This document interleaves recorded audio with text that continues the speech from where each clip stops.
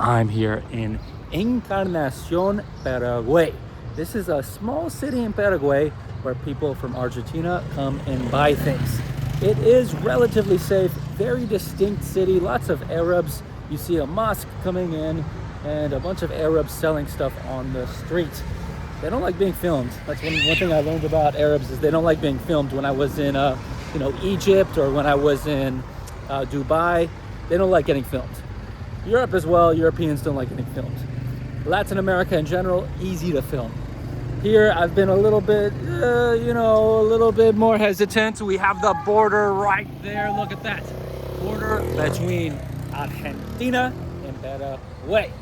Now, Encarnacion, small city, sells things for super cheap. Very interesting laws here. So essentially, this part of the city is a tax-free zone. All the imports sit in tax limbo, which means you don't have to pay any taxes on anything you buy here, which makes the savings upwards of 30-40% relative to other countries. Now, Argentina is on the other side of the river, this Rio Paraná, and there sits a city called Posadas, which has about 360,000 people. Things there are more costly because Argentina has a different tax structure than Paraguay in general, and they don't have this tax-free zone. In Argentina, first there's the import tax, and then there is the 3% admin fee. I believe the federal government charges both. The import tax is about 25 to 35%, plus the 3% admin fee. And then on top of that, they have the IVA, which is the value added tax. And that is taxed on top of the tax. So they take the taxes that they already charged you, and then they apply another percentage on top of the tax. So your taxes get taxed, and then there's the province tax, and then there's like another tax. So you just get super taxed. And it comes out to like 50% tax for a bunch of items. Here in Paraguay, in these tax-free zones specifically, which is the funny thing, if you go out of these tax-free zones, this does not apply. But there's like no tariffs, and these countries like Paraguay, Argentina, Brazil have like an agreement where they all apply tariffs to create some sort of equal trading agreement, but that doesn't even apply here. The products that come in sit in tax limbo. When they come to this specific region, and there's other regions like this in Paraguay, Ciudad del Este, 300 kilometers north of this, is the most famous.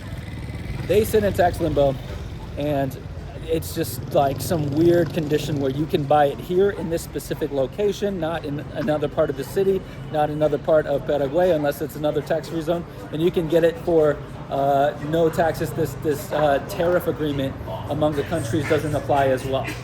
Walking through this tax-free zone, we see just a ton of stuff to buy. This is a big department store. Now, Paraguay, it's growing. They've seen about 100% boom in the past year in tourism. I attribute this to several factors. One main factor is that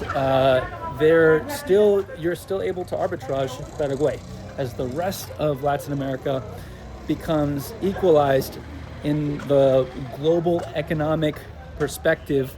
For example, Medellin, Colombia, Rio de Janeiro, Brazil, Buenos Aires, Argentina. These cities that you used to be able to arbitrage, as in go there and use your foreign currency to get crazy good savings. Your savings aren't as strong as they used to be. I know in Argentina, there's a lot of things that are not cheaper, that are actually more expensive than the States, like specific items. Like if you want to buy protein, if you want to buy clothes. In Brazil, the rent is pretty expensive. In Rio de Janeiro, you can't find a good Airbnb under $2,000 in the nicer neighborhoods of Rio de Janeiro. And in Medellin, Colombia, same thing. If you want to find a good Airbnb, you're going to have to put out $2,000 plus for a decent Airbnb in Poblado, for like a good one. Here in Paraguay, you still get those like 2012 savings that you had, like 50% off, like even 75% off. And it still kind of feels like Latin America. As the rest of Latin America, they've really moved forward. they've modernized a lot of things. This still feels very much like Latin America. And this is kind of like how Bolivia is too. Just these poorer countries. Paraguay, Bolivia, they are the two poorest countries in South America. And of course, Peru feels like Latin America as well. The rest of Latin America, South America is actually moving pretty quickly in the right directions. They have a lot of technology. They have a lot of luxuries. Their infrastructure is getting really good. And we're seeing the poorer countries, they're catching up too, but they still have a lot more to go than countries like Brazil or Argentina, who have been relatively developed for quite a while now. Paraguay is one of these countries that's developing quickly, but they have a lot to go. And one of the incentives that the government does is they have these tax-free zones that I believe completely screws neighboring Posadas, which is on the other side of the river for Argentina. Let's see where else we can go here. Am I walking the wrong way? Yeah, passportpapi.usa on Instagram. We just did an interview with the Misiones News. I did a news channel interview yesterday. My first interview in Spanish, and it was for the province of Misiones, one of the biggest news channels there, and it was live. I did make a lot of mistakes. Listening back to it, I was like, oh my gosh. With Spanish, it's kind of a ridiculous language if you think about it. Like I said one thing, like I was like, economía distinto, política distinto. There's so many rooms for error. I said economía distinto. Economía distinto. You're supposed to say distinta. You know, just stuff like that, like the genders. Like you have to think about the word a lot more before you say it, because the gender could be incorrect or not. And then I like ended off correctly with el clima. And you're like, oh, Passport Papi, it's clima, it's la. No. See, Spanish is just, I personally don't like Spanish. I like Portuguese more, even though like it is gendered just like Spanish is. But I don't know, I've never gotten to like really love Spanish. I think of the Latin languages, it's the worst one. I mean, you're going up against Italian, which sounds beautiful, French, which sounds beautiful, Portuguese in Brazil, which sounds super cool and fun, and there's all these words to like really explain yourself. Spanish, on the other hand, is just kind of like, I mean, I'm gonna get a lot of hate for saying this, but it's not the prettiest, it's not the most formal, it's not the most descriptive. Yeah, the Spanish in Spain, they speak with a lisp, a lot of them. So yeah, that's my opinion on Spanish. I know I spend all my time in Spanish speaking countries, but yeah, I don't like Spanish. I like Portuguese though. Eu gosto português, eu amo português. Porque você pode falar assim, como uma anda, cara. Espanhol como así, necesitas hablar así. Sí, yo quiero comer algo y sí, ya fui en el moto. Me gustas, te gusto. That's another thing. Me gustas, te gusto. You're thinking, oh, me gustas. Gustas, you're doing the verb, right? You like. No. Me gustas means I like you. Makes no sense. Makes no sense. Me hablas. Okay, so using that same logic, me hablas, that means I'm talking to you.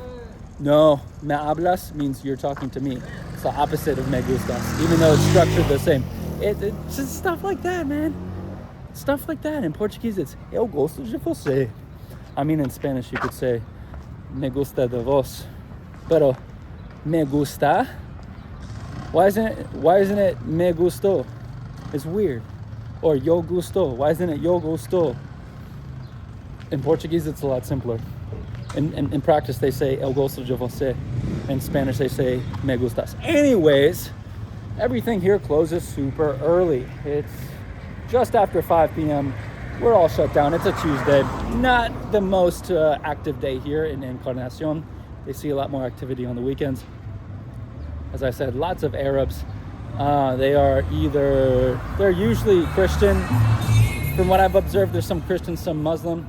I can't tell which one they have more of, but they're mostly from Lebanon and Syria, and they do have Arabic liquor. Which people are like, oh, well, I didn't know the Arabs had liquor. Yeah, there's a lot of Christian Arabs, and they drank liquor. They gave me some because they thought I was Arab, which I'm not. Latin America Blueprint. I'm going to put my website in the description. I made a course about all of Latin America and helping you choose the right place to live. There's so many problems around here. You really do need a good guide. I am your guide to Latin America. I am here to help you get settled and live the best life possible through all my mistakes. Oh, wow, so dead. Look at this. So freaking dead. Paraguay. I do see a bright future for Paraguay. Really, with these countries where you have major savings, they're usually not like you give up a lot. You give up a lot. In Argentina, you don't save that much right now. Terrible prices, but you do have your infrastructure. You know, things function better for the most part. There are a lot of things that are missing in Argentina that I don't like though. Like, it's not as convenient. You don't see as many conveniences as you do in Brazil. Brazil has all the conveniences. Brazil's doing pretty well right now. They are. But you got to deal with the Brazilians, which are very strong personality people, and a lot of the time, very frustrating to deal with. I'll get into that for another conversation. They also say here in Paraguay they have more beautiful women than in Argentina. That's what they say. I haven't seen that many women, but when I do see them, they look like their bodies are like Brazilian, so yeah. And they have an accent that's like Brazilian. They speak Spanish like a Brazilian. When a Brazilian tries to speak Spanish. Porta. ¿Cómo estás? Estoy yendo por la puerta. No, por la puerta. Puerta. They put emphasis on the R, which is a accent, a sotaque they use in the south, in the interior of the country. They're closing up shop everywhere. Look at these Latina mannequins, of course. Even the mannequins here look good. Latinas. That's a conversation for the Blueprint. Look at this dog. Look at this bear. It's a freaking bear. Alright, where are we going? Everything's closing. Follow me on Instagram. Subscribe to this channel. We are growing this channel. Today, I only have like 600 something subscribers. And on Instagram, we have 270K. A big imbalance there. And that's on me for not putting out enough videos. So I'm doing my part and putting out more videos on YouTube in the same format that everyone loves on Instagram. So do your part, subscribe, like the video, and yeah, what do you think about Paraguay? This is the part where they sell, this is the tax-free zone, this is the part where they sell stuff. And it's, yeah, looks like a place where people buy things for cheap. There are places around the city that, there are a few buildings here and there. So this is what it's like in these poor countries that are developing. And I know politically incorrect to say poor. Paraguay is a poor country. Bolivia is a poor country. Peru is a poor country. These are like the poorest among the poorest in South America. Oh yeah, this is funny. So they have these tires. What they do with the tires is the Argentines, they come over the border, they put new tires on their car. Then the tire people, they make the tire look all worn and dirty and like sanded a little bit. Because what happens in Argentina is you're not allowed to bring back a certain amount of wealth, like a certain amount of product. If you bring back more than $50 worth of stuff from Paraguay, they're gonna tax it, and they can tax you up to 50%. As I reviewed with the tax scheme there, it's a lot of taxes. So in order to avoid this, they have to make it look like they've been using it for a while, like they didn't just buy it. So if you get new tires, a lot of them come here for new tires. These tires are expensive. They sand down the tire so it looks like you've been driving around for a while and it doesn't look as new. Very interesting stuff. Very interesting ways people avoid taxes. Maybe taxes have gone too far. But at the same time, Argentina has better infrastructure, better medical. So if taxes are spent right, then you know, it can be reasonable. There's a balance to everything. We're leaving the zone, the tax-free limbo zone, and we're going off into the normal city. There's a international rally event here. It looks really nice. It's too far away to walk to show you, and this is a one shot, you guys. But it looks nice. It looks like a typical international event with lots of vendors, lots of corporations involved, like Volkswagen I saw, you know, Sprite, Coke, of course. A lot of people are here from out of town, and it's such a random place to be. Encarnacion, Paraguay. Have you heard of it? I haven't heard of it before I came here randomly on a bus. Oh, we gotta avoid this guy. All right. Look at this, Paraguay. It's like really different on the Argentine side. You could say more first world, but it's still Argentina, so by Latin American standards, first world. And there's a lot of stuff in Argentina that's more first world than the United States, of course, like their healthcare system and whatnot, their safety, like they have their less homicide rate, because we have certain groups in the United States that disproportionately impact our statistics. If you look at the cities, we're not allowed to talk about it though. Let's go. All right. So we're just walking. Am I in a safe place? I don't think it's a good idea to film here.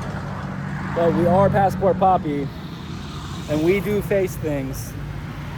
We do stare things down if they face us. Look at this. Woo. All right, let's cross the street. I need to reorient myself. I came on the train from Posadas. The train runs every 30 minutes, but it stops running at 6:30. The last train goes, and if you miss that train, you're screwed. So I need to catch that train. There's a train from Posadas on the Argentine side. It costs like $1. You go through immigration. You have to show your passport, of course, because you're going across the border.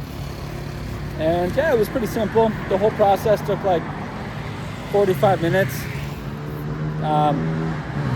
I got there to the train station right as the other one left, so I got unlucky. So I waited the maximum time. The other time I came here, I did a car, and that took a long time because the immigration, like the border, so it's a bridge, and to get across the bridge, there was a huge line. It took a long time. They stopped the car to check the car. They searched everywhere in the car to see if we were hiding any iPhones. Yeah, they're looking for the iPhones to tax. And when they find them, 50% tax around there.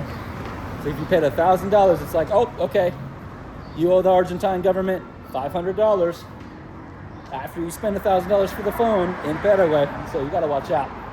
Look at all these tire shops. Everyone gets their tires done here. Everybody in Argentina gets their tires done. It's kind of interesting because it kind of screws the economy on the Posada side, on the Argentine side. Like the shopping, like they don't have shopping malls there. They look really bad. The shopping malls on the Argentine side are terrible because all the shopping is done here. And they have a really good looking shopping here. Shopping Costanera. Wow. What is wrong with my throat? I was in Buenos Aires for quite some time. And there was just no sun for like for like almost 2 months, 50 days there was no sun. And I think that affected my health. So my throat's been weird for a while. We all need some sun. That's why we're out here now. All right. So I gotta put my phone down because I might be targeted. We're in Paraguay.